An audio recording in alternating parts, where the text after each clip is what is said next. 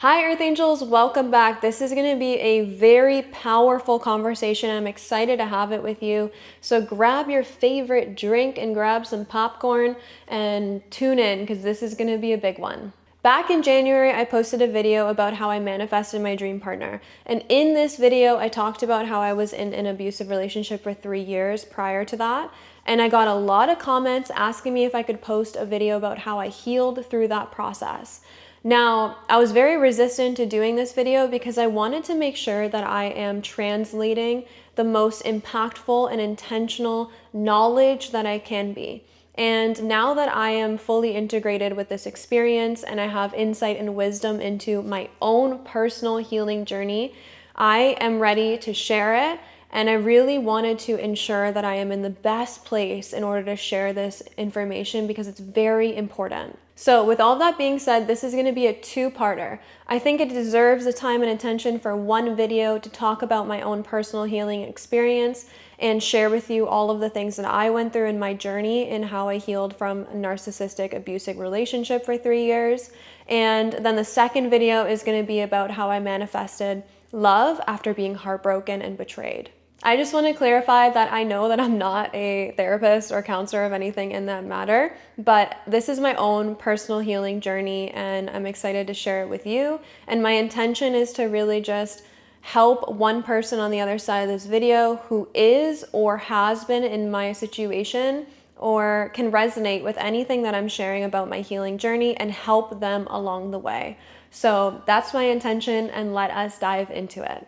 So the relationship that I was in, without giving it too much context and attention, because that's not what this video is about, is that it was a lot of gaslighting, a lot of manipulation, a lot of emotional abuse, just dimming my light and making me feel like I couldn't do anything solo without this person.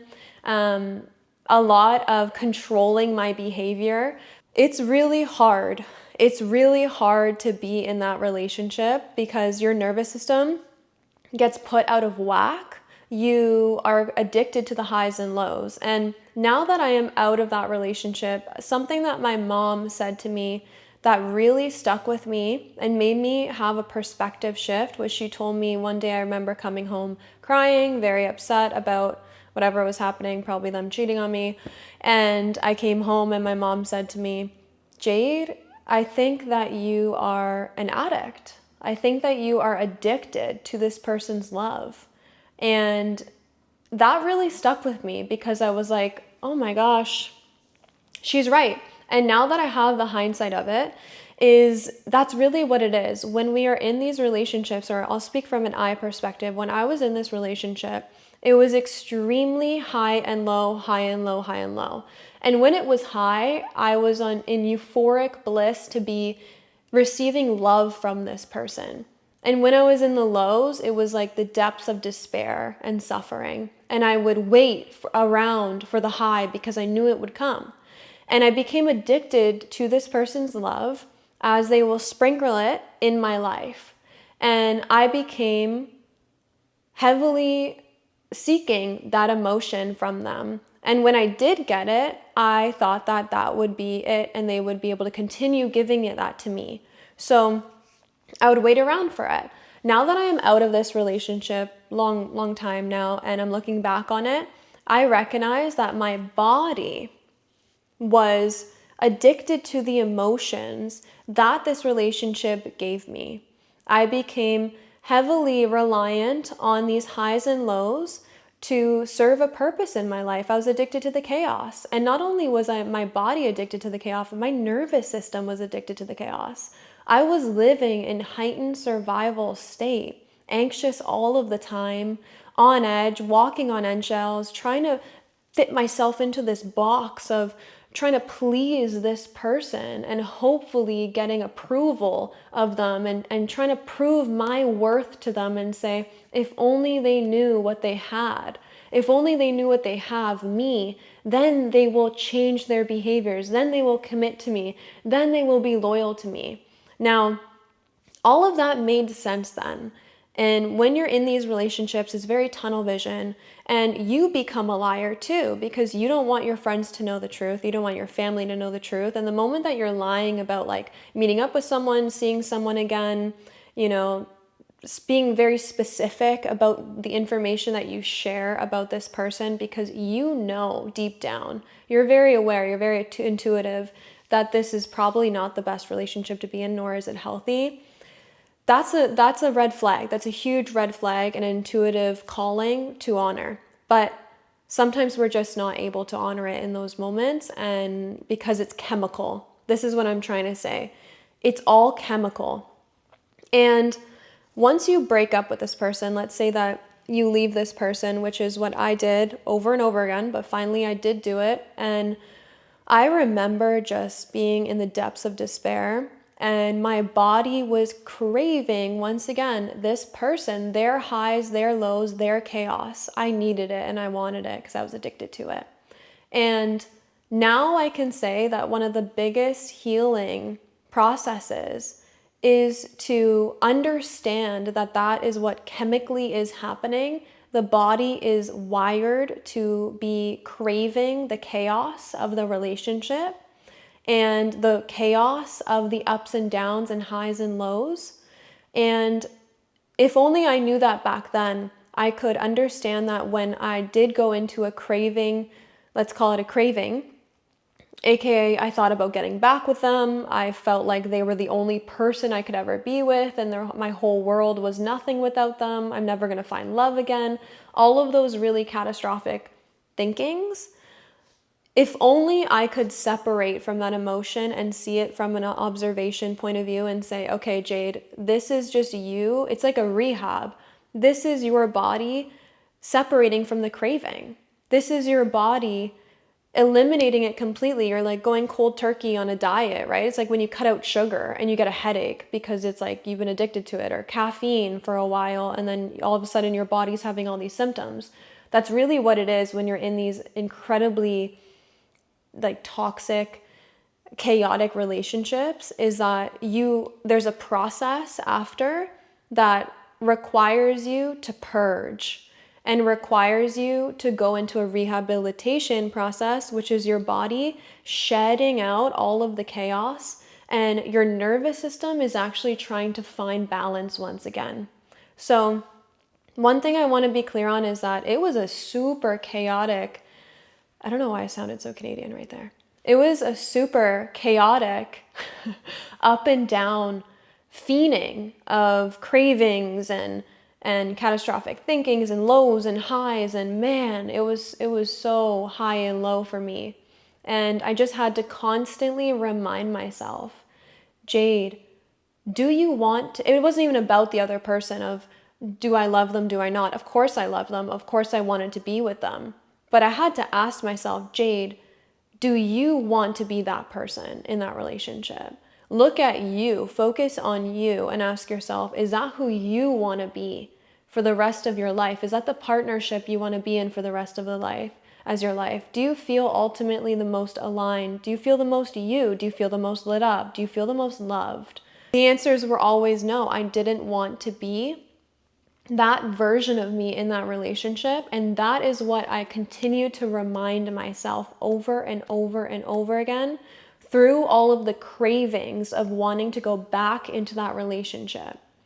So that was a very long process, I would say, like probably 12 months process of healing that portion of myself that was all about reminding myself who I wanted to be in this life and as a partner, and reminding myself that that's not who I wanted to be. The version of me that was in that relationship was scary. Like, I was so anxious, so angry all the time, so distrusting, so paranoid. And it was just not a good person. Like, yeah, it was crazy. So anyways, purging from that was definitely the first step. And I would say that really did take me 6 months to a year, and probably closer to a year, for me to find equilibrium within my emotional state and understanding that my body was simply craving the experience that I had for the past 3 years, and I was in this purging phase. Now, once I moved through this purging stage, it was all about learning to trust men again for me, because I was afraid of being alone with a guy. I was afraid of men in general. I thought that they all had a fuse on them, that they could just snap in any single moment on me, and I was kind of waiting for that. I was afraid to say the wrong thing. I was aware of the wording I was using around men, and it was really hard because I just didn't trust them. I thought that they all would yell at me, get angry at me, just call me names, whatever it was. I just did not have 1 ounce of trust in men. And that was a second healing process for me, because I'm very aware of the subconscious mind, and I'm really understanding, because I've done so much self-study around the subconscious mind and reprogramming, that I knew that if I kept thinking that men were disloyal, untrusting, all of them are going to cheat on me, all of them are angry, all of them have a fuse, all of them are violent, whatever it may be, those belief systems is what was actually programming my mind. And that's all I'm going to see, right? That's the film, that's the lens that I was looking out on. So I knew that I was programming my mind with these belief systems about men, and that had to change. So I started really looking at men in a different way. I started looking at men and saying, like, that was just one person, that was just one person that was that way, but not all men are like that. Men are loyal, men are loving, men are unconditional, men are safe. And I started recognizing that in my male friendships, in the men that were in my life. I started looking for that, for confirmation bias, for evidence to support these new belief systems that I wanted to accept and believe and learn. So that happened. I started realizing that men were not like that at all. And they were safe. I had a lot of male friendships blossom because I wouldn't develop intimacy with any of them because I was healing. And I would say that to them. I said, thank you so much for being a safe man in my life. You are allowing me to heal. I would acknowledge the safety that they were providing because it was really healing for me and my heart. So I knew that I needed to reprogram my mind, first of all, and stop believing that every man was like that, because I understand manifestation, I understand the law of attraction, and I understand neuroscience. So if I keep on saying men are all like that, then what's going to be attracted to me? Men who are consistently like that. So I started reprogramming my mind every time that I was thinking about, or whatever, thinking about men, I would catch myself saying, oh, all men cheat. No, they don't. That's not true. So 1 was reprogramming, and 2 was actually surrounding myself with safe men. And that came from the friendships that blossomed in my life because I said no to intimacy, and I really wanted to heal that part of me. So I became surrounded by very safe men. And that allowed me to support this new thought process and new beliefs surrounding men, because I did not want to paint every man with this person that I dated.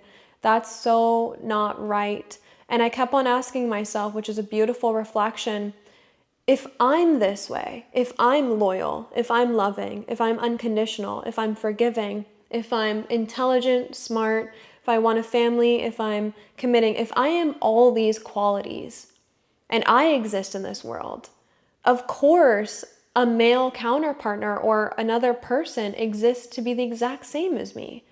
Like, why is that so far out to believe that someone is loyal like me, or loving like me, or forgiving like me? So I kept on reminding myself, because I wanted to clear this belief system that all men cheat, whatever it is that the belief system is when you're hurt and betrayed like that, or all men are violent. I decided right then and there and declared that that will not be my mindset moving forward, because I didn't want it to be. And I knew that if I exist in all of these beautiful qualities, and then my partner is going to be out there too that reflects that within me. So number 2 is to really understand programming. And this is going to be in the manifestation video as well, because it's a huge aspect of it. But I'm just sharing the kind of the steps that I went through with that. And one of them definitely was to learn how to be around men again, and to notice safety in men. Because, and this goes for women too, right? If a man is watching this and they have a history with a woman, the same. It's about understanding that it's not a template for one person. To paint over a brush with one experience is going to create a lens in your life and a perspective. So I really, really had to work on seeing the good in men. And I did see it. And that helped me heal my relationship and trust with men. Number 3, which is one of the biggest one, man, this video is so dense because there's so many aspects to go over. But number 3 really was a self-forgiving and self-love process. I used to be the person that was like cutthroat, savage, didn't really care. Like if someone wasn't treating me right, I would just walk away. I didn't care. I didn't look back. And I used to like almost think like negatively on people who would stay in relationships. I would be like, oh, that would never be me. I would never do that. How could people ever do that? Yeah, freaking joke's on me, right? So this lesson provided me with a lot of empathy, that's for sure. So I had to learn how to forgive myself, because I felt that I had a loss of trust within myself to make decisions that were best for me. Because how could I keep going back to something and someone that was literally destroying me? How is that possible? So there was this distrust within myself, a disconnection with my intuition. And I had so much shame and guilt within me, because this relationship not only affected me, but it affected my family and my friends. And I carried so much guilt and shame with that. So I had to then go on a process that was a forgiveness of self process. I'll get to the forgiveness of this person later. This is about me. So I had a forgiveness of self process. Now, I actually moved to Indonesia by myself after this relationship, because I could not stand to be in the same country as this person, let alone city. So I moved to Indonesia by myself, Bali, and this was the ultimate self-love, self-nurturing, self-trust builder that I could have done, because I was alone in a different country where I didn't speak the language, on the opposite side of the world, separate from anyone and everyone that I knew, and all I had was myself. So for me, that was the biggest deciding factor, or I guess test, that allowed me to really connect to myself, because I was the only person that was going to make things happen.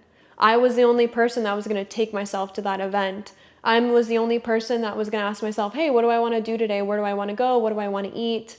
Who do I meet? All of the things, all of the decisions were solely on me. And in hindsight, that was the best thing I could have done for personally myself, because it forced me to build self-trust decision by decision by decision by decision in small ways. Like, what am I going to do today? Where am I going to go? Where do I want to eat? These questions, these little decisions allowed me to tune into my intuition and rebuild that beautiful trust that I lost in that relationship. And then came the self-forgiveness. I journaled so much. I cried so much. I did so much deep healing in Bali when I was there. I took it upon myself to do that, because I really questioned, who am I? I felt like I lost a light, and I lost myself in that relationship, because I didn't even know who I was at the end of the day. This person tried to make me and mold me into something. So being alone in another country and figuring out who I was, remembering, it's not a figuring out, it's a remembering of who I was. It was exactly what happened. I was able to take the time, space, and opportunity to remember who Jade is at her core without any of the identities, without this relationship, without this person nagging on me and telling me how I should be. I just took the time and space to learn about myself. And I constantly just remembered to have compassion and forgive myself, because at the end of the day, the reason why I stayed in that relationship and the reason why I, chose this person over and over again when they were destroying me was because I am unconditionally loving. The depth of my love runs so deep, and I have so much hope in people. And I think that something I realized was how beautiful, what a quality to have in a person. And that made me love myself even more once I moved through that forgiveness piece of saying, hey, Jade, it happened and you spent 3 years of this, but that's okay, because you actually chose it because you are so loving. You love so deeply. You care so much. You're so empathetic, and you really have so much hope, and you really see the good in people. And I think that's really beautiful. So I learned so much about myself and my strengths and who I am as a partner in this relationship. And it also held up so much bad, so many things that I never, ever, ever want to be again. So it was a massive growth period for me, even though it was so painful. So self-forgiveness, self-love, self-compassion, self-trust, all of it. And I was in Bali for a year. So it really was a deep, deep, deep process for me to go through that. And amazingly, I also found meditation and Dr. Joe Dispenza's work, and this was something that helped me. So that's my next part, because after I went through this whole chapter of learning about myself, forgiving and all of that, I actually came back home, and I was so afraid to come back home because that meant that I would be geographically very close to this person and we would run into each other all the time. So long story short, we actually did run into each other in a very random space. And my nervous system was so triggered. Like I didn't even feel like I was in my body. Like I felt like I was just like a zombie, like back, and it showed me that I now needed to work on my nervous system. And this is actually when I was presented with Dr. Joe Dispenza teachings by someone in Bali who gifted me everything and said, you got to try this. So I came back home, long story short, and I started my meditation practice. And I also, because this is a long kind of, rewind, but because of this relationship, I became a sound healer. That's the truth. Because I was so messed up in my nervous system, I was seeking anything to help me. I ended up finding sound healing, and I went to a sound bath, and it changed my life, and I became a sound healer after that. So, and it helped me, healed me. So long story short, throughout this entire 3 years of healing, I was doing a lot of work with understanding the nervous system, meditation, sound baths, breath work, because I was literally suffering from panic attacks. I had to reclaim my power and rebalance my nervous system with all of this.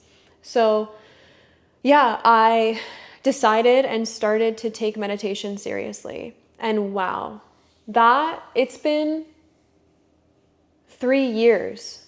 It's been 3 years that I've been practicing Dr. Joe Dispenza meditations. It's been 4 years since I've been taking up sound healing. And it's been revolutionary. The best thing I can say is to meditate. Sit with yourself, be still, and feel, because this practice has allowed me to cultivate a space within me that it was really painful for a really long time and discomforting to sit with myself. And that scared me, because I want to be able to sit with myself. I don't want to be afraid of closing my eyes and going inside my brain. I don't want to be afraid of my own mental prison, I don't have a mental prison, but back then I did. I'm just saying, I don't want to be a stranger to myself, unable to sit down with myself. And meditation has allowed me to become my own best friend.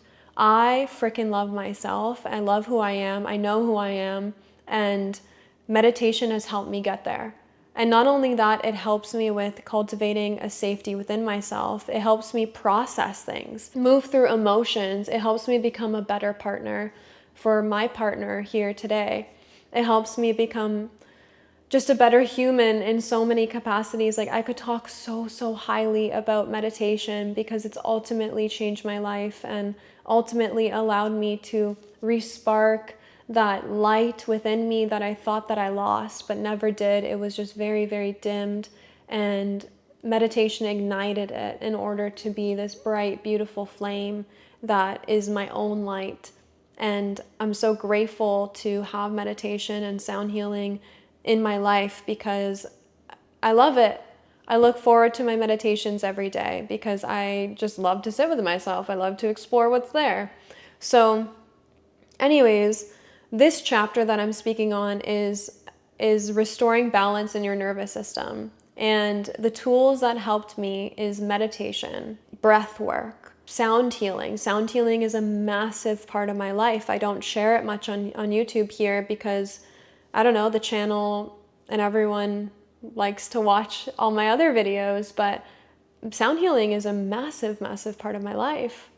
Behind this wall, I have like 20 bowls, handpans, flutes, chimes, everything, and I play sound baths to help me. And it's all under the realm of meditation though. Sound healing is a form of meditation. Breath work, breath awareness, mindfulness is a form of meditation. Yoga is a form of meditation. All of this is meditation in itself. And that is what is going to really help you with reclaiming your power of your nervous system and bringing yourself back into balance.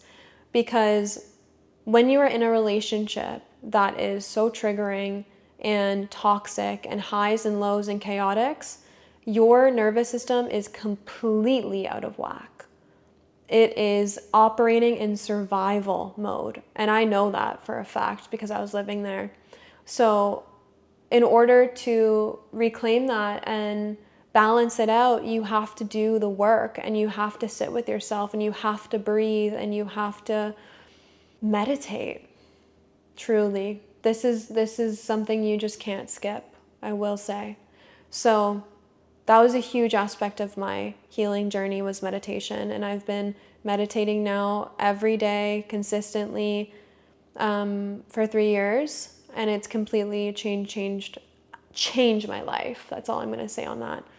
There's so much to dive in here, and this video is like almost 20 minutes because it's just huge. But the last thing I will say is that I did utilize therapy, and it's IFS, internal family systems. And internal family systems is essentially inner child work. It's about going into the emotion that you feel within your body. You find it within your body, and you find the part of you that is experiencing this. And usually it's linked to a past experience. For example, I went into the part of me that was incredibly angry towards the person that I was dating prior. And that was like, 3 years ago. So I went into that part, I felt the anger, I moved through it, and I had a conversation. So it's actually through meditation that you're guided into this visualization of honoring that part of you, that past self, and having a dialogue with it. It is wildly, insanely impactful. I love IFS. It helped me so much in healing my inner child, which I do believe in shadow work. And it did help me, really help me being able to move through these parts of myself that I felt shame, guilt, and fear with. And I felt so much joy in talking to someone and actually going to therapy. Like I looked forward to it. It was hard work and it was tough and it was emotional. I was so drained after, but she was really helpful for me. And once again, it's called internal family systems. This is something that I resonate with because I do meditate, I do visualize, and I do understand and resonate with shadow work and inner child healing. So that's why I chose IFS, because I felt that it aligned perfectly with who I am and what I believe in. So that's why I chose it, and it helped me so, so greatly. So I'm very grateful for my therapist, and we spent, I don't know, maybe 2 years, a year and a half to 2 years together, and we were working on that. So yeah, she really, really helped me. And there's so much to say about getting into a healthy relationship after all of this, because that's a whole other healing journey in itself. So yeah, this is my experience with how I personally healed from that, relationship. And one more thing I will say is that I did a lot of work around forgiveness towards this person. And what the justification and truth that I came to is that I just felt a lot of love for them. I felt a lot of love, and it wasn't a love of pity. The forgiveness doesn't come from a place of pity. It comes from a place of, I genuinely want you to heal so that you can experience love, so you could accept someone who, like me, who's giving you unconditional love in your life. That's the place that I came to with my forgiveness process for this individual that I was with, because I used to pity him and be like, man, he's never going to find anyone who loves him like me, and all of that like egotistical kind of forgiveness. The purest form of forgiveness is to look at someone who has wronged you and see that they never actually wronged you. It was merely a projection of their state of being and how deep they have gone with themselves. So now I say, and I look back, anytime I think of this person, I send them love. I send them love because I want them to be able to feel and experience the love that I was and could have provided them. I want that for them. I want them to be healed, and I want them to accept the love that they deserve. We all deserve it. So I don't see it anymore. I used to be so resentful and angry, and I'm not there anymore. When I look back on it, I just think, man, I wish them well and I love them, So yeah, thank you so much, Earth Angels, for listening. This has been a long awaited for video because I just wanted to do it justice, and I really hope I did. So thank you so much for listening. And if you're out there and you are in any stages of this journey healing, just know that it absolutely can get better. And I am in the most beautiful, loving relationship with a loyal, kind, the sweetest, can't hurt a frickin' fly man. And I never thought that when I was in the depths of all of that. So know that manipulation, lying, cheating, being on edge with your partner is not normal. Chaos is not normal. I once believed that, and I'm here to tell you that it's not true. Love, bliss, harmony, that's all normal, and you deserve it. So let me know. I'm here for you, and if you feel like sharing in the comments, I would love to hear your story and your journey and how this has resonated with you. And stay tuned for part 2, because I'm going to express more about how to manifest and after this. And yeah, thank you so much, Earth Angels. That's all I got to say.